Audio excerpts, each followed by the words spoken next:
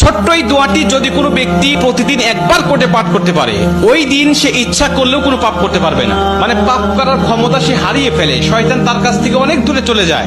নবীজি বলছেন, যদি কোনো ব্যক্তি এই দোয়াটা মাত্র একবার পাঠ করে, যেদিন সে পাঠ করবে ওই দিন শয়তান চিৎকার করে কাঁদতে থাকে, চিৎকার করে আওয়াজ দিয়ে বলতে থাকে যে আজকে সারাদিন তুই আমার ওয়াসওয়াসা থেকে মুক্ত হয়ে গেলি, আমি ইচ্ছা করেও আজকে তোকে আর ধোঁকা দিতে পারবো না, তুই আজকে আর কোনো পথভ্রষ্টের কাজ করতে পারবি না, তুই সেটা আমার কাছ থেকে মুক্ত হয়ে গেলি।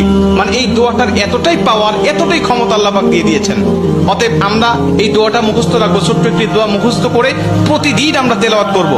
আমরা কিন্তু অনেকে আছি পাপ ছাড়তে চাই, কিন্তু আমরা এমন কিছু দেখি বা এমন কিছুর সম্মুখীন আমরা হয়ে যাই, ওটা দেখার পরে আমরা নিজের উপরে নিজের কন্ট্রোলটা হারিয়ে ফেলি, তখন আমরা পাপ করতে বাধ্য হই বা পাপ শয়তান আমাদেরকে করিয়ে ফেলে।